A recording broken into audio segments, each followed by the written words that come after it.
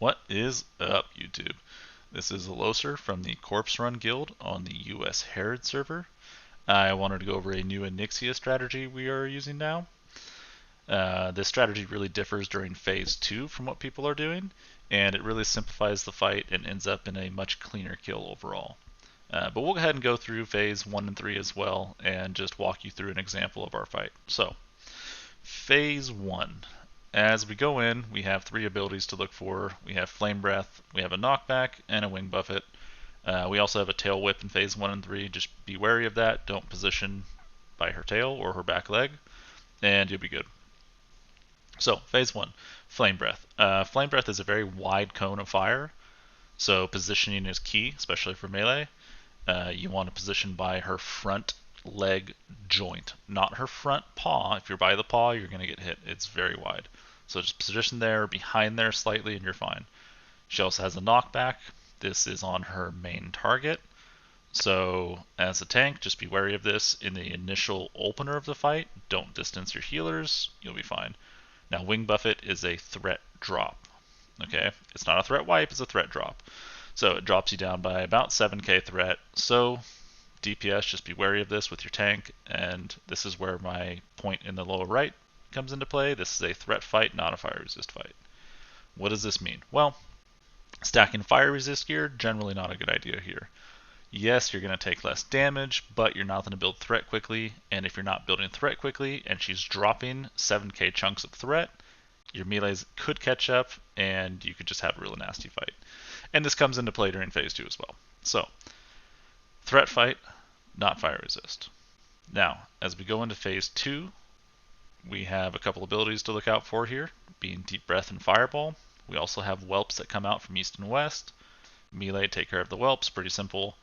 Deep Breath, position yourself appropriately. Obviously, there are a lot of guides out there showing how to position. It's really not hard. If she's in the northeast, it's going to hit diagonally from the northeast down to the southwest. Position northwest, southeast, you're safe. Pretty simple. Now, Fireball. This is where our strategy differs. So, Fireball does damage, and it has about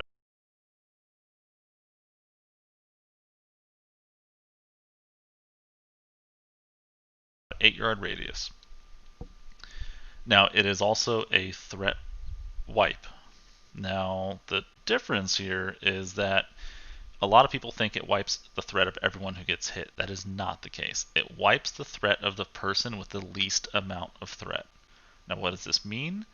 This means that as a main tank in Phase 1, when I'm beating everyone in threat, and I go into Phase 2, if I stack someone on top of me with lower threat, I can keep all of my threat throughout Phase 2. That means when Phase 3 hits, she comes right to me, simplifies the fight, no problem. So as we go into Phase 3, she has all the same abilities, except for she has an AoE fear, and whelps come out. So into Phase 2, halt DPS with a few percent left, take care of the whelps, burst her down. She goes right to the main tank in Phase 3, pop Zerker Rage, or whatever you have, because she's in a fear right before she touches down, and then there you go. Drag her up north, kill her. Pretty simple. So let's go ahead and walk through an example of us doing this. So as we start to go in here, one thing you'll notice is everyone goes to the left side and they stay behind where I'm going. And the key is here not to get in front of Onyxia. And I slow down here. I don't pull her back too quickly. I let all of our healers catch up. I'm watching them cast heals, making sure they're keeping up while they're casting. And then we start pulling her back. And the one exception to this is the shaman came up to place totems. Yeah, that generally doesn't happen. We had to pug a shaman in this run. That was the only pug in the group. But yeah, we just had no shamans on because we did another Onyxia run earlier in the night. So as we go here, we take her up north, and I mean, as I said, just tank and spank, and you can see I'm building threat. And then the melee starts going ham here in a second. She does drop my threat. You'll see my threat. I've already, I think, eaten 1 or 2 wing buffets. And we just basically want to get through this phase at our own speed. Really, there is no rush in Phase 1. She's not the new miraculously like enrage if you don't get her out of phase one in a minute or two. You have all the time in the world here, so take your time if you need to. Just make sure your tank is very high in threat compared to your DPS. As in going into phase two, this will be very important. So we just kind of tank her and spank her here a little bit and ease our way into phase two.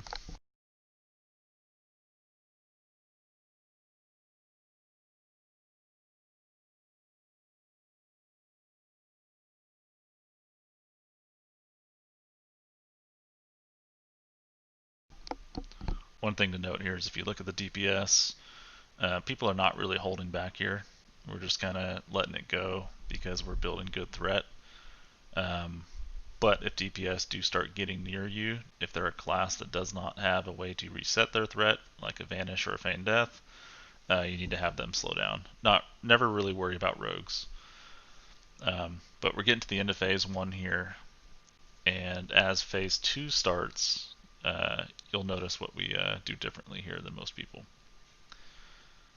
So if you notice that square mark over there, that is my off tank, and I tell him, hey, come over here, let's stack, and we stand up in the north away from everyone else and just stack on top of each other. You'll see we got our fire resist totem down, and he is in FR gear just to make it easier on healers. So first fireball, once she positions, will obviously always be on the main tank. So here goes the fireball cast, and I stop right here on top of him. And I'm just making sure I don't move too quickly. I was trying to position there, but our melee decided to drag the whelps up north, which I wasn't expecting. So she repositioned, so a safe place is going to be in the northwest. And we're just being very careful not to range each other. So one thing to note about fireball is you can range the fireball. If you're a mage, you can blink it. If you're a rogue, you can sprint. If you're a hunter, you could probably cheat it. Once it's in the air, it's going to the spot where you were, okay? So what I want to be careful of is moving too quickly. If I move too quickly and my off tank starts following me and then I stop and he doesn't stop by like an extra yard or two, that fireball could hit me and only me, and if that happens, it drops all my threat.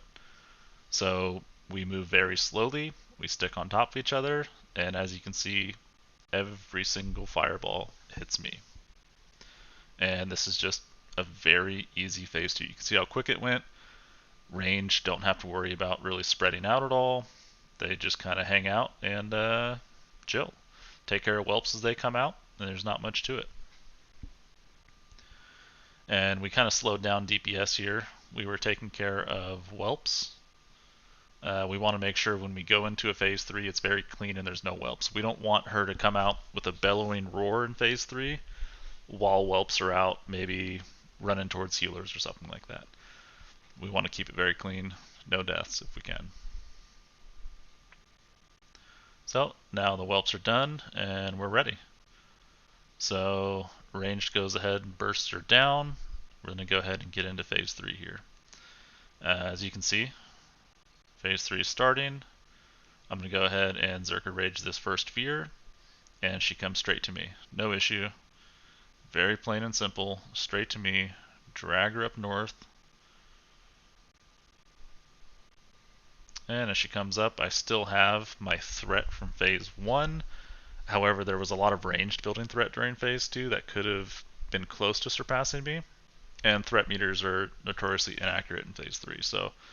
And that's due to just the range from each other. So just be careful here. I had enough threat on Fury Prot that we just let people kind of go ham. We weren't really too concerned about it. As you can see, I still have Death Wish up, so I don't have to worry about that fear. So I've already gotten through 3 fears.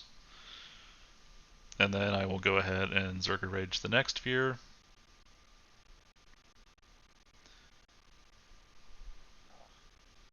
And there we go, Zerker Rage that, and there's not much else to this fight. This is kind of it. It's pretty simple. Throw your Tremor Totems down, use your Fear Wards. Right now I don't have Zerker Rage up. I am going to go ahead and pop a Fire Protection Potion here. And I went ahead and did that just to make it easy on our heals because I knew I may not be able to Berserker Rage the next one, and just wanted to play it really safe here. And I did not have Last Stand up. But Tremor Totem immediately ticked on me, and that is it. And one of our healers did die here. They got up, they kept me up. Everyone kept me up, so we're fine here. But that is pretty much it. This is really simple with this strategy.